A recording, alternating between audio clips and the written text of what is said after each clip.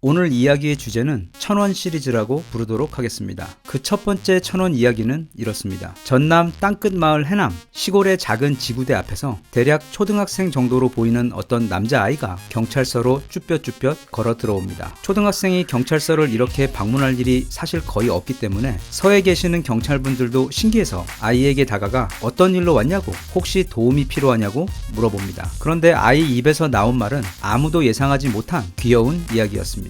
아이는 학교를 마치고 집으로 돌아가고 있던 중이었는데 그만 길 위에 떨어져 있던 1,000원짜리를 발견하게 된 것입니다. 그걸 길에서 주운 아이는 남이 잃어버린 것을 길에서 발견하게 되면 경찰서에 가져다 주어 주인을 찾아주도록 해야 한다는 어릴 적에 배운 것을 기억해서 아이는 집으로 가던 길에서 20분을 넘게 돌아가 그걸 들고 경찰서로 온 것입니다. 이걸 순진하다고 봐야 할지 대단하다고 봐야 할지 일단 순간 감동한 듯한 여경분들께서 갑자기 아이에게 배가 고프지는 않은지 빵이라도 사줄까 하며 물어봅니다. 한편 그 옆에 계시던 나이가 좀 있으신 경찰분께서는 그거 1,000원인데 그냥 네가 가져가지, 그걸 뭘 또 여기까지 힘들게 가지고 왔냐며 타박을 가장한 대견함에 기분 좋게 이야기하십니다. 고작 1,000원짜리 한 장이었기 때문에 그냥 가져가도 되었을 것 같다는 남자 경찰분의 말씀이 틀린 건 아닙니다. 하지만 아이가 가져온 것은 1,000원이 아니라 남이 잃어버린 돈이었습니다. 1,000원은 작으니까 그냥 가져가도 괜찮다는 생각은 그럼 도대체 얼마부터는 주인을 찾아 주어야 하느냐는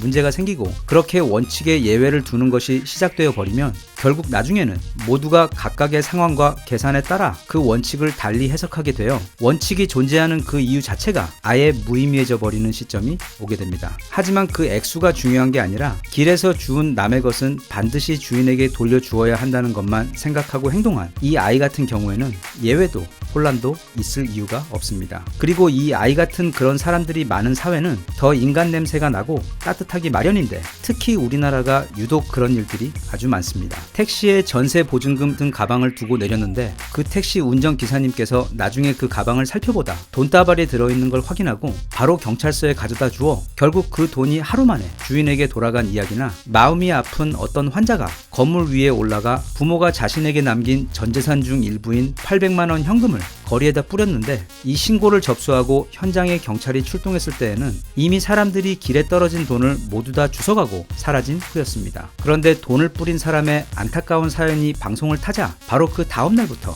내가 주신 돈을 돌려주고 싶다며 어떤 이는 50만원을 또 다른 이는 100만원가량을 경찰서로 가지고 와 되돌려주더니 사연을 듣고 그를 돕고 싶다고 들어온 기부금들까지 더해져 우여곡절 끝에 800만원 전액이 회수되어 그 주인에게 돌아간 일과 같은 신기한 일들이 우리 한국에서는 꽤 흔하게 접할 수 있는 일들입니다. 두 번째 1,000원 이야기입니다. 또 경찰서입니다. 여기는 남양주에 있는 도농 파출소 앞인데 이번에는 어떤 초등학생 여자아이가 파출소 밖에서 안으로 들어가지 못하고 우물쭈물 망설이고 있습니다. 그러다가 마침 교대하고 출동 나가시던 경찰분께서 무슨 일이냐고 아이에게 말을 거십니다. 이 아이의 입에서 나온 말 역시 앞의 사례와 마찬가지로 예상을 빗나가면서도 너무 귀엽습니다. 집에 갈 차비 1,000원이 없어 못 가고 있어 도움을 받으려고 파출소에 왔다가 창피해서 들어가지 못하고 있었던 것입니다. 일단 경찰분들은 아이를 파출소 안으로 데리고 들어간 후 조금 후 어느 여경분께서 자기 지갑에서 1,000원을 꺼내어 아이 손에 쥐어주십니다. 그렇게 아이는 무사히 버스를 타고 집으로 돌아갔습니다. 그런데 진짜 재미있는 일은 그 다음날 일어납니다. 그 아이가 어제와 비슷한 시간에 또 파출소에 나타난 것입니다. 그런데 오늘은 파출소 앞에서 잠시 서성이더니 갑자기 파출소 정문 아래로 뭘 집어넣습니다. 이게 안에서 봤을 땐 확실히 조금 이상한 모습이었을 것도 같은 그 광경을 보고 경찰관께서 문으로 다가가자 아이는 급하게 인사를 하고 빛의 속도로 사라집니다. 경찰관께서 그 문 앞에서 발견한 건 어제 빌려간 1,000원과 아이가 정성스럽게 쓴 감사 편지였습니다. 그게 단돈 1,000원일지언정 남에게 도움을 받은 후에는 반드시 그 도움을 되갚고 그와 함께 성의를 담아 감사의 마음을 전하는 것이 어찌 보면 너무도 당연한 일인데도 우리 주변에서는 그리 쉽게 볼 수 있는 풍경이 아니어서 늘 조금 아쉬운 부분이 있었는데 초등학생이 쓴 짧은 귀염둥이 감사 편지와 1,000원 한 장으로 그 갈증이 아주 조금은 풀리는 듯하여 기분이 좋습니다. 제 이전 영상에서 술병을 잔뜩 싣고 가던 트럭이 커브를 돌다 그만 술병을 몽땅 도로 위에 쏟아버린 사건과 그 옆을 지나던 한 무리의 고등학생들이 재빨리 도로로 내려와 순식간에 그 많던 술병을 모두 청소하고 정리하는 모습을 소개한 적이 있습니다. 그때 대부분의 댓글들이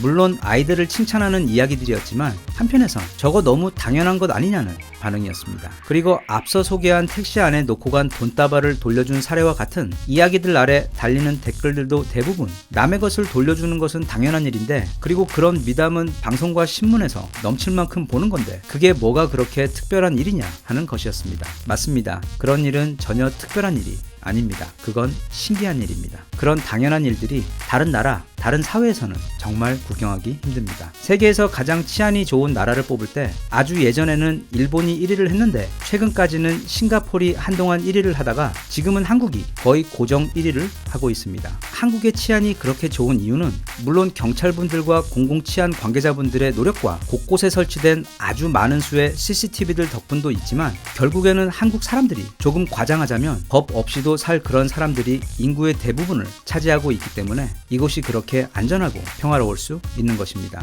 중국과 일본의 주요 도시에도 CCTV라면 한국만큼 많이 설치되어 있고, 영국 같은 경우에는 우리의 2배가 넘는 수가 설치되어 있습니다. 그리고 우리나라의 경찰 인력수, 그러니까 경찰 한 명당 담당해야 하는 시민들 수 비율은 우리나라가 492명인데 반해 영국은 381명, 미국은 354명, 그리고 프랑스는 273명으로 사실 우리나라에는 치안을 위한 경찰 인력 수가 오히려 매우 부족한 상황입니다. 그럼에도 불구하고 카페에서 내 가방이나 핸드폰을 도둑 맞을까 걱정하는 게 아니라 오히려 자리를 먼저 맡으려고 내 가방이나 노트북을 테이블 위에 던져놓고 주문을 하러 가거나, 젊은 여자가 새벽에도 혼자 마음 놓고 동네 편의점에 다녀올 수 있으며 택배를 문 앞에다 가져다 놓는 게 아예 인터넷 주문 옵션에 떡하니 들어가 있고, 또 그 택배가 며칠씩 현관 앞에 놓여 있어도 아무도 손대지 않는 그런 나라, 그리고 주인 없이 오직 손님의 양심만으로 운영되는 무인 아이스크림 가게가 동네마다 있는 그런 나라는 이 세상에 우리 대한민국밖에 없습니다.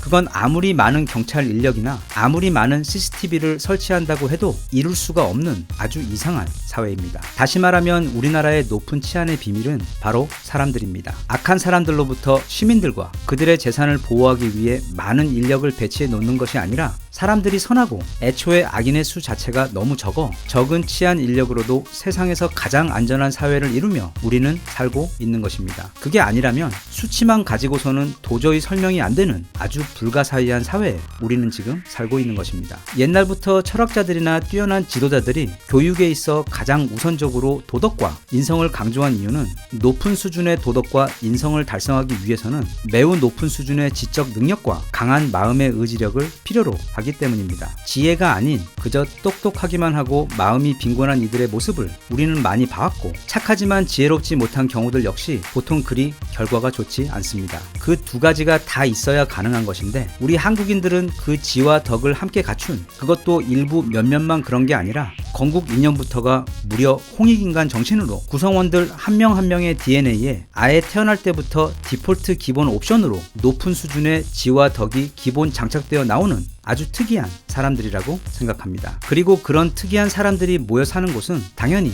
아주 특별할 수밖에 없습니다. 이 영상 초반에 소개한 두 초등학생의 행동은 어리기 때문에 순진하다고 볼 수는 있어도 사실 그렇게 살아야 하는 게 맞다는 걸 우리 모두는 다 알고 있습니다. 하지만 나이를 먹고 사회를 겪으며 조금씩 타협하고 살아가다 조금씩 그 원칙에서 멀어진 것인데, 옛날 어떤 인터뷰에서 당시 리포터가 아인슈타인에게 당신이 생각하기에 성공한 사람이란 과연 어떤 사람인가? 라는 질문을 한 적이 있습니다. 그 질문에 대해 아인슈타인은 이렇게 대답했습니다.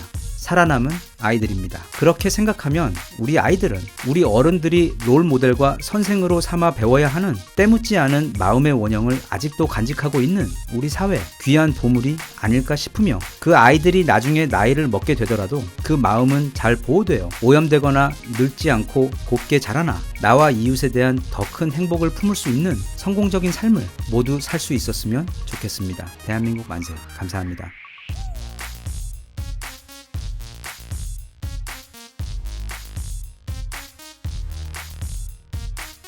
Sana